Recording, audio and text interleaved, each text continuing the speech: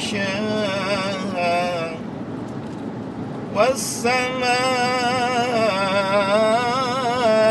وما بناها والأرض وما طهاها ونفس وما سواها فألهمها فجورها وتقواها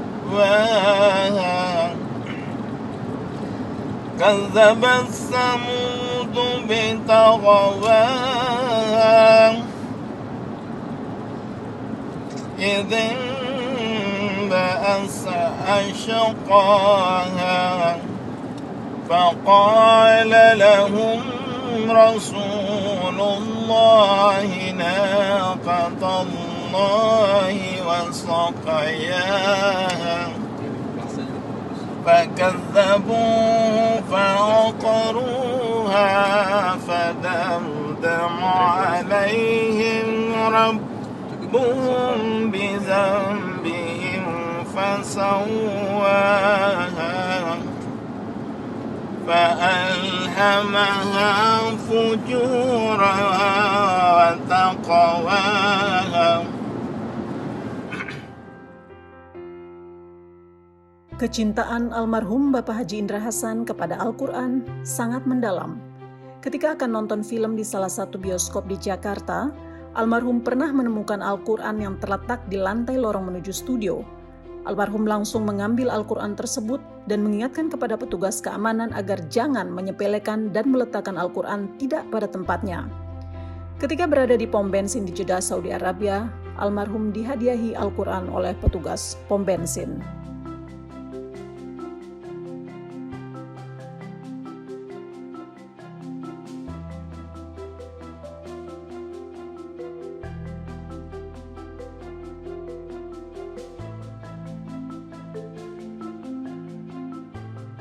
Karena Al-Quran selalu dibawa Bapak Indra Hasan kemanapun pergi, Allah pun menyelamatkan almarhum dan rombongan ketika helikopter jenis Bell 412 milik Kodam 9 Udayana menabrak bangunan dan jatuh di Pulau Wetar, Kabupaten Maluku Tenggara Barat pada tanggal 11 Januari 2005. Helikopter tersebut ditumpangi oleh rombongan Forkompinda Provinsi Maluku yang terdiri dari Gubernur Maluku, Pangdam Patimura, Kapolda Maluku, dan Lantamal Maluku dan Kajati Maluku.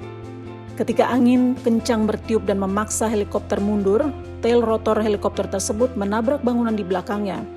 Namun sebelum heli menabrak, almarhum sudah terlebih dahulu melompat ke bawah dengan niat menyelamatkan teknisi helikopter yang sudah lebih dulu melompat.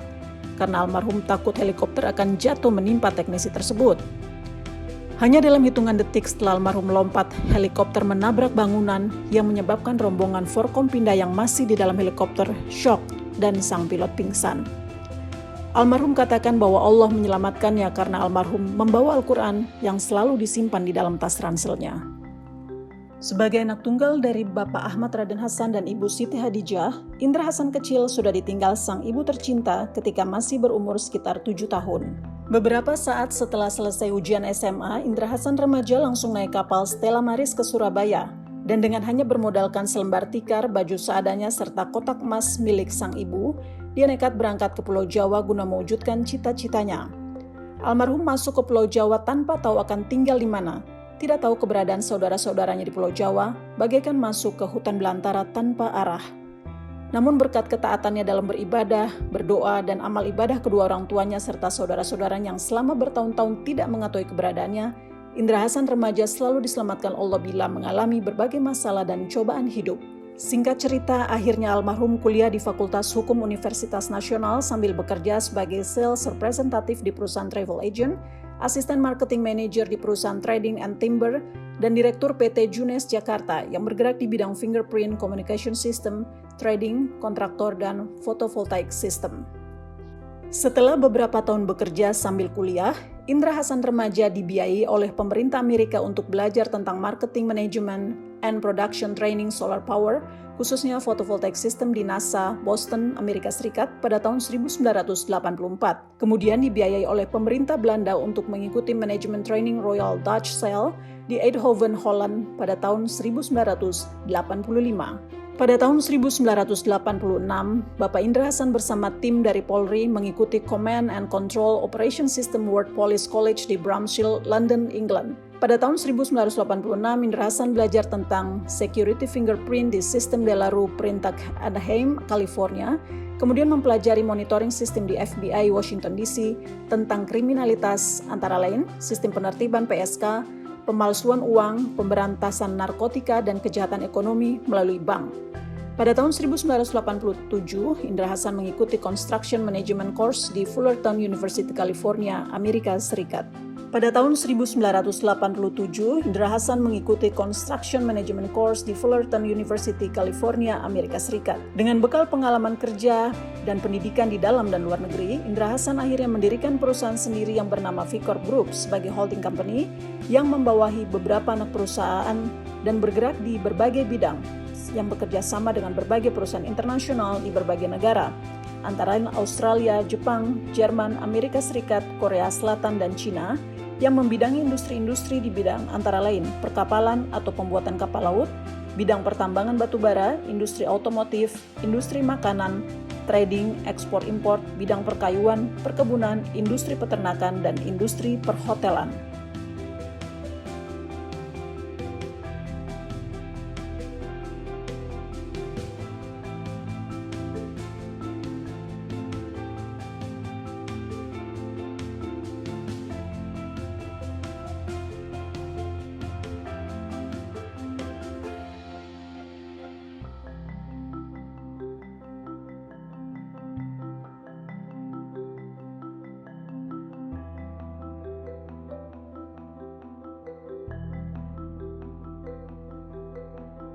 Sebagai family man atau orang yang sangat mencintai keluarganya, almarhum sangat peduli dan mendidik keluarganya secara disiplin dan taat beragama.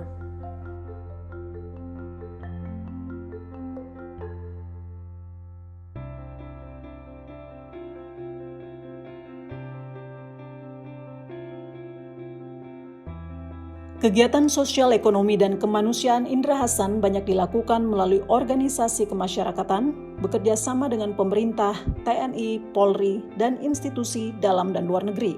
Indra Hasan pernah diberikan amanah sebagai Ketua Umum Forum Komunikasi Generasi Muda Kawasan Timur Indonesia pada tahun 1993, Ketua Yayasan Cendrawasih Indonesia yang khusus memberikan beasiswa untuk putra-putri Irian Jaya, Komandan Satuan Tugas Tim Bantuan Rehabilitasi Bencana Alam Tsunami Flores tahun 1992 sampai 1994, Ketua Organisasi Pemuda Pancamarga, Ketua Tim Penunjang Inpres Desa Tertinggal tahun 1994, Ketua Umum Gerakan Membangun Tanah Air atau GEMTA tahun 1987, Koordinator Tim Recovery Ekonomi Sosial Provinsi Maluku tahun 2005, Koordinator Pelaksana Lapangan Kegiatan Pasar Murah Bulan Solidaritas Nasional yang diprakarsai oleh Presiden RI Susilo Bambang Yudhoyono, dan Koordinator Tim Kemanusiaan di berbagai daerah bencana, antara lain Tsunami Flores dan Tsunami Aceh, di mana almarhum bersama timnya mengangkat mayat-mayat korban tsunami, menyediakan fasilitas air bersih, instalasi listrik,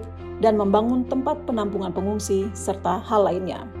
Selain itu, Indra Hasan juga terlibat aktif sebagai koordinator tim bencana alam di berbagai daerah, antara lain di Lampung, meletusnya Gunung Merapi di Jawa Tengah, bencana gempa di Sumatera Barat, bencana alam di Situ Gintung, Provinsi Banten, kebakaran di Pademangan, Jakarta Utara, serta berbagai bencana alam di berbagai daerah lainnya.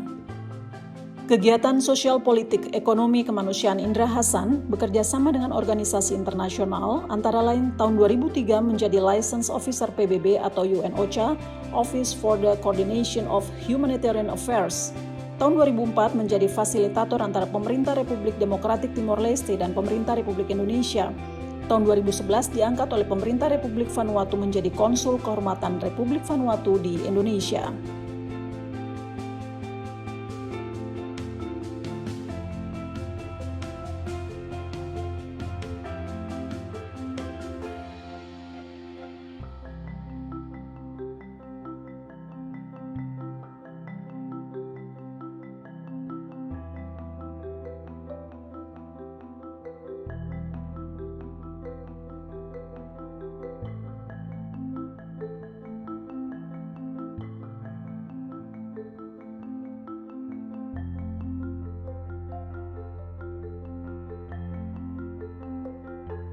Berikut beberapa cuplikan wawancara Indra Hasan dari berbagai media yang insya Allah bisa menginspirasi kita semua. Negara-negara. Penyebab degradasi moralnya itu apa karena lupa pada sila yang pertama tadi? Lupa pada sila pertama, sehingga Allah mencabut semua kemampuan untuk berintegrasi satu dengan yang lain.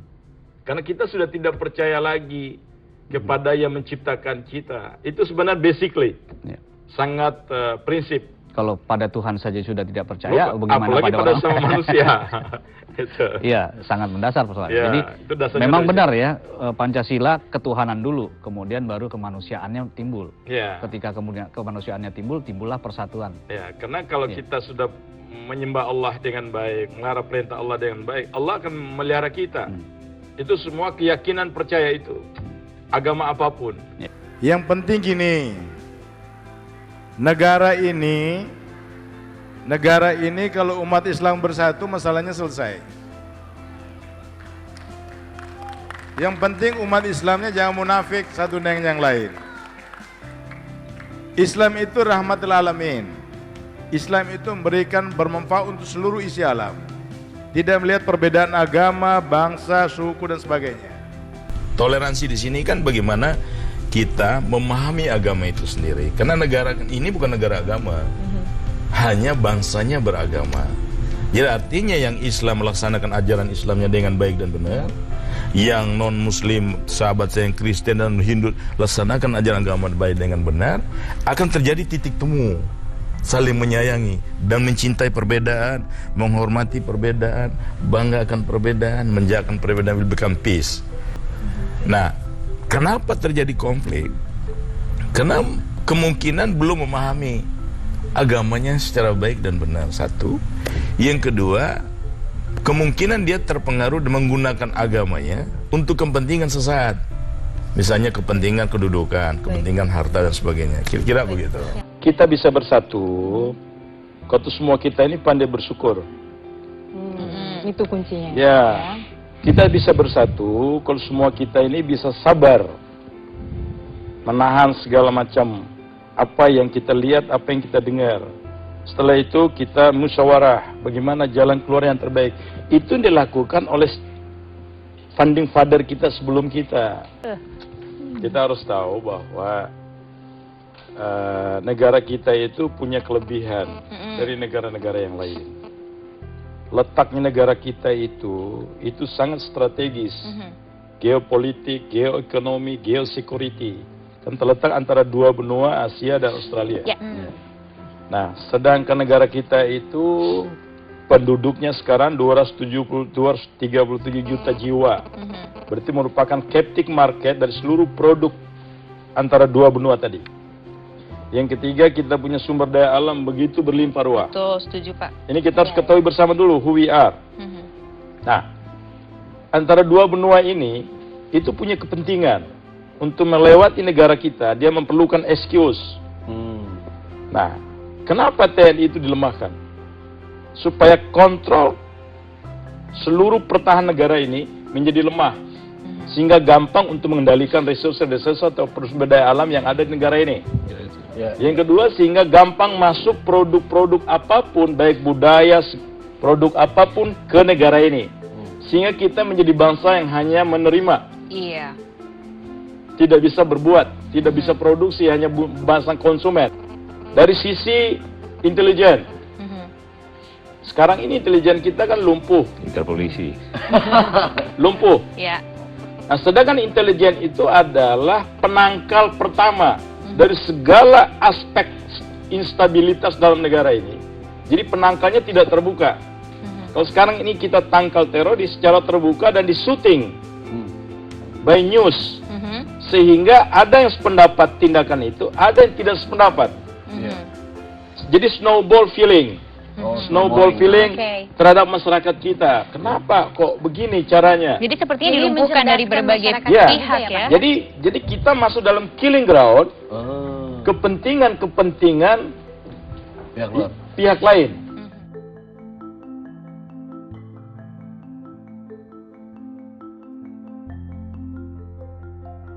Kepala Staf Angkatan Darat, Kasat Jenderal TNI Mulyono, dalam sambutannya yang dibacakan Wakasat, mengucapkan terima kasih kepada Indra Hasan, warga ND Nusa Tenggara Timur, atas kepeduliannya dalam mendukung tugas TNI Angkatan Darat dengan memberikan hibah pemindahan dan penyerahan hak atas tanah kepada TNI Angkatan Darat. Hal ini menggambarkan tingginya wawasan kebangsaan dan kesadaran bela negara dari masyarakat. Hari ini tentunya bersyukur dan sangat berterima kasih, apresiasi buat Pak Haji Indra Hasan ya, selaku inisiator dan juga motivator ya, di dalam rangka menggagas ya, vaksin yang diadakan, vaksin pertama dan vaksin kedua.